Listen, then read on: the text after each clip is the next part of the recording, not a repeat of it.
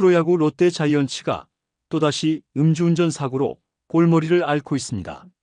이번에는 투수 김도규가 경찰의 음주운전 단속에 적발되며 KBO로부터 70경기 출장 정지 징계를 받았는데요. 지난해에도 내야수 배영빈이 음주운전 적발로 방출된 데 이어 2년 연속으로 발생한 음주운전 사고는 구단 관리 체계에 심각한 의문을 제기하고 있죠.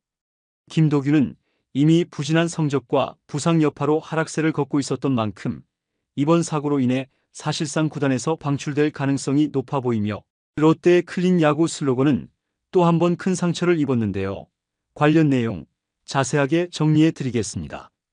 한국야구위원회는 3일 롯데 자이언츠의 투수 김도규가 지난 11월 12일 음주운전 단속에 적발됐다고 밝혔습니다.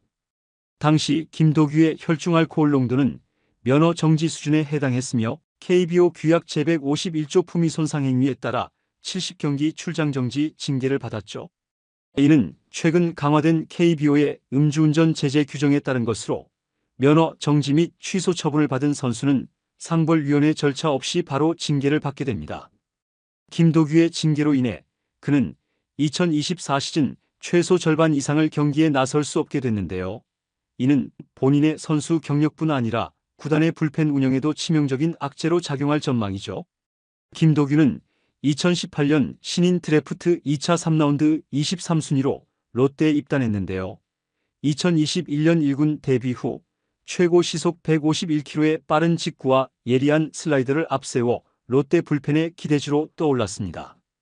특히 2022 시즌에는 55경기에서 4승 4패, 3세이브, 8홀드, 평균 자책점 3.72를 기록하며 커리어 하이 시즌을 보내기도 했죠. 그러나 팔꿈치 뼈 조각 제거 수술 이후 구속과 구위가 모두 떨어지며 하락세를 맞았는데요.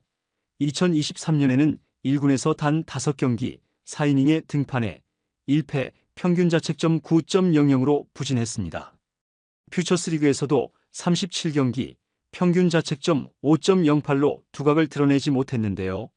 이번 음주운전 사고는 김도규에게 사실상 마지막 기회를 스스로 날려버린 셈이 되었죠. 한편 롯데 자이언츠는 지난해에도 육성 선수 배영빈의 음주운전 사고로 논란을 빚은 바 있는데요. 배영빈은 음주운전 적발 후 이를 구단에 숨긴 채 마무리 캠프에 참가했다가 사건이 뒤늦게 밝혀졌습니다. 당시 KBO는 배영빈에게 1년 실격 처분과 사회봉사 80시간의 징계를 내렸고 롯데는 방출 조치를 취했죠.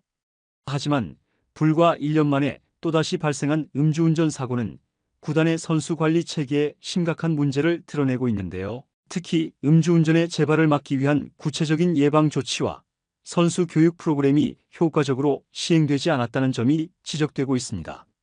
롯데는 지난해 사건 이후 선수단의 기강을 강화하고 클린 야구를 실현하겠다고 약속했지만 이번 사고로 인해 그 신뢰는 크게 손상됐죠. 김도규는 이번 사고로 사실상 롯데에서의 미래를 잃을 가능성이 큰데요. 지난해 배영빈 사례를 참고하면 구단이 음주운전 적발 선수에게 더 이상 관용을 베풀지 않을 가능성이 높기 때문입니다. KBO 징계 외에도 구단 자체 징계위원회가 열릴 가능성이 있으며 최악의 경우 방출까지 이르게 될 전망이죠. 김도규의 음주운전 적발은 단순히 한 선수의 잘못에 그치지 않는데요. 이는 KBO 리그 전체에 걸쳐 음주운전 사고가 반복적으로 발생하고 있다는 점에서 야구계에 고질적인 문제를 상기시키고 있습니다. 특히 선수 개인의 일탈이 구단과 리그 전체의 이미지에 미치는 영향을 감안할 때 재발 방지를 위한 실질적인 대책이 절실히 요구되는 상황이죠. KBO와 각 구단은 보다 엄격한 교육과 예방 조치를 통해 음주운전을 근절해야 하는데요. 또한 징계의 수위를 강화하고 구단 차원에서도 선수 관리 시스템을 재점검해야 할 것으로 보입니다. 롯데는 이번 사건을 반면교사 삼아 더 이상 같은 일이 반복되지 않도록 철저한 관리와 예방책을 마련해야 하죠.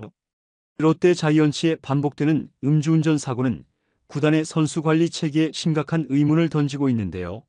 지난해 배영빈 사건 이후 구단은 재발 방지를 위한 여러 방안을 마련하겠다고 선언했으나 이번 김도규 사건으로 인해 실질적인 변화가 이루어지지 않았음이 드러났습니다.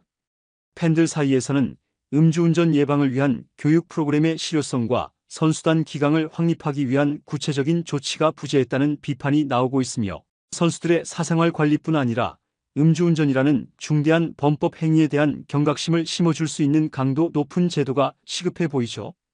KBO는 2022년 음주운전 징계 규정을 대폭 강화하며 음주운전 단속 적발 시 상벌위원회 절차 없이 곧바로 징계를 부과하는 제도를 도입했는데요. 면허 정지 수준은 70경기 출장 정지, 면허 취소는 1년 실격, 2회 음주운전은 5년 실격, 3회 이상은 영구 실격이라는 명확한 기준을 세웠습니다. 이는 과거보다 엄격한 징계를 통해 음주운전을 근절하려는 강력한 의지를 보여주고 있으나 김도규 사건처럼 반복적으로 발생하는 사례는 이러한 규정에도 불구하고 선수들에게 경각심을 충분히 심어주지 못하고 있음을 시사하고 있죠. 이는 구단 차원의 교육과 관리가 병행되어야 함을 강조하는 대목입니다. 김도규의 음주운전은 개인의 책임을 넘어 선수단 문화와 환경에 영향을 받았을 가능성도 있는데요. 프로야구 선수들은 경기 외적인 시간 동안 스스로를 관리하고 팀의 명예를 지켜야 할 의무가 있지만 구단 내부에서 음주 문제를 비롯한 선수들의 행동을 체계적으로 감독하거나 문제 발생 시 초기 단계에서 개입할 수 있는 시스템이 미흡하다는 점은 김도규 사건에서 다시 한번 확인되었죠. 이는 단순히 사건 발생 후 징계를 부과하는 방식에서 벗어나 예방적 차원의 접근이 필요함을 보여주고 있습니다. 김도규 사건은 롯데 팬들의 신뢰를 크게 떨어뜨리는 결과를 초래했는데요. 롯데 자이언츠는 2023 시즌 동안 중반까지 선두 경쟁을 펼치며 팬들에게 희망을 주었지만 시즌 후반 급격한 부진과 잦은 논란으로 실망을 안긴 바 있죠. 이런 상황에서 또다시 음주운전 사고가 발생하면서 구단의 이미지에 심각한 타격을 주고 있으며 팬들은 음주운전 사고에 대한 구단의 미온적인 대응과 관리 부족을 지적하며 강도 높은 재발 방지 대책을 요구하고 있습니다. 김도규 음주운전 사건은 단순히 한 선수의 일탈로 끝날 일이 아닌데요. 롯데 구단은 이번 사건을 계기로 선수 관리 체계를 전면 재점검하고 음주운전 사고가 더 이상 발생하지 않도록 실효성 있는 대책을 마련해야 할 것으로 보이죠. 동시에 KBO 리그는 이번 사건을 통해 강화된 징계 규정의 실효성을 점검하고 재발 방지를 위한 추가적인 노력을 기울여야 할 것입니다. 이는 단순히 롯데와 KBO의 명예를 지키는 일이 아니라 프로야구 전체의 신뢰를 회복하기 위한 필수적인 과제로 남아있죠. 롯데가 이번 사건을 어떻게 수습하고 선수단의 기강을 다시 세울 수 있을지 야구계와 팬들의 관심이 집중되고 있는데요. 클린 베이스볼 구현을 위해 이번 사건이 남긴 교훈을 결코 간과해서는 안 될 것입니다. 이번 영상은 여기서 마치겠습니다.